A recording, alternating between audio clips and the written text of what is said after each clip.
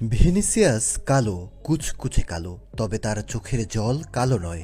প্রতিপক্ষের খেলোয়াড়রা যখন বানর কিংবা ভিনি মরে যাও বলে চেঁচায়, ঠিক তখন ভিনির চোখ থেকে বয়ে পড়া ওই অশ্রু কালো নয়, বরং এক সূর্যের আলোয় লুকানো ছিল ওই চোখ। অপমানে যখন ভিনি বের হয়ে যাচ্ছিলেন মাঠ থেকে, তখন যেন প্রতি কদমে পৃষ্ঠ হচ্ছিল এক একটা বর্ণবাদীদের মগজ, যার প্রমাণ আজ বিশ্বজুড়ে ভিনির পক্ষে আর রেসিজমের বিপক্ষের আওয়াজ। নিজ দলের খেলোয়াড় থেকে শুরু করে হালের এমবাপ্পে সবাই আজ ভিনির পক্ষে, এক কথায় মানবতার পক্ষে।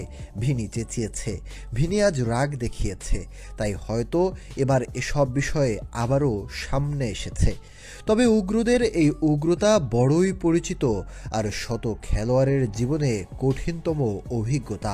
2019 সাল বিশ্বসেরা স্কোরার ক্রিশ্চিয়ানো রোনালদো এক রোমার প্লেয়ারকে বলেছিল, তর্ক করো না, তুমি অনেক খাটো। এই কথা দ্বারা বহু অর্থ ব্যাখ্যা করা গেলেও রোমে সেই খেলোয়াড়ের মনের খারাপ লাগা ব্যাখ্যা করার উপায় নেই। স্পেনে এই রেসিজম স্বাভাবিক ঘটনা হয়ে দাঁড়িয়েছে।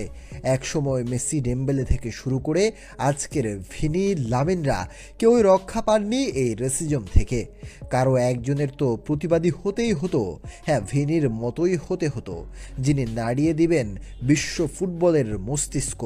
পোকা ধরা মগজগুলোতে ওষুধ হিসাবে কাজ করবে সেই নাড়া। ভিনি কতটা দিতে পেরেছেন তা সময় বলবে, তবে ইতিমধ্যে হয়েছে অনেক কিছুই, আর হচ্ছে অনেক কিছু। উগ্ররা পরিত্যাজ্য, সে যে দলই সমর্থক হোক কিংবা খেলোয়াড়ই হোক না কেন, সে মানুষ পরিচয়ের যোগ্য না। গতকাল আর্জেন্টাইন তরুণ ক্রিস্টিয়ানো যখন ভিনিকে বানর বলেছেন, তখন ভিনির পক্ষই নিয়েছেন সবাই। তবে মারিনহোর মতো একদল বিদ্বান হয়তো সবসময় পরিত্যাজ্য। রিয়ালের ইংলিশ ফুলব্যাক ট্রেন্ট আলেকজান্ডার-আর্নল্ড এমন ঘটনাকে লজ্জাজনক বলে অভিহিত করেন।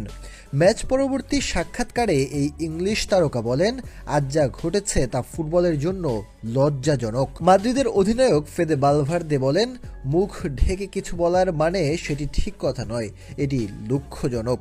এই অপমান খুবই গুরুতর এবং ভিনিসিয়াসের সঙ্গে এমন বহুবার হয়েছে।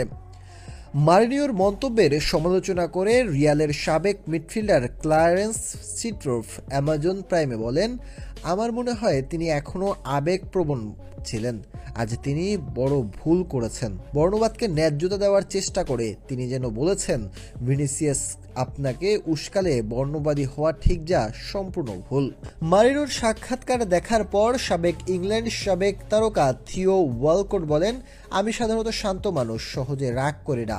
মারিনিও ফুটবলে যা করেছেন তা আমি ভালোবাসি, কিন্তু এখানে তিনি খারাপ সিদ্ধান্ত নিয়েছেন। রিয়ালের তারকা এমবাপ্পে দাবি করেন, ক্রিস্টিয়ানোকে আর চ্যাম্পিয়ন্স লিগে খেলতে দেওয়াই উচিত নয়। এমবাপ্পে বলেন, এমন কিছু আমার সঙ্গে কখনো ঘটেনি। এমন গুরুত্বপূর্ণ বিষয়ে স্পষ্টভাবে কথা বলা জরুরি। বেনফিকা বা তাদের কোচের প্রতি আমার গভীর সম্মান আছে, কিন্তু আমার মতে এই খেলোয়াড়ের আর চ্যাম্পিয়ন্স লিগে খেলার যোগ্যতা নেই। ইউরোপের সর্বোচ্চ প্রতিযোগিতায় এমন আচরণ মেনে নেওয়া যায় না। এটি এখন উইফার বিষয়, তারা যেন সঠিক ব্যবস্থা নেয়।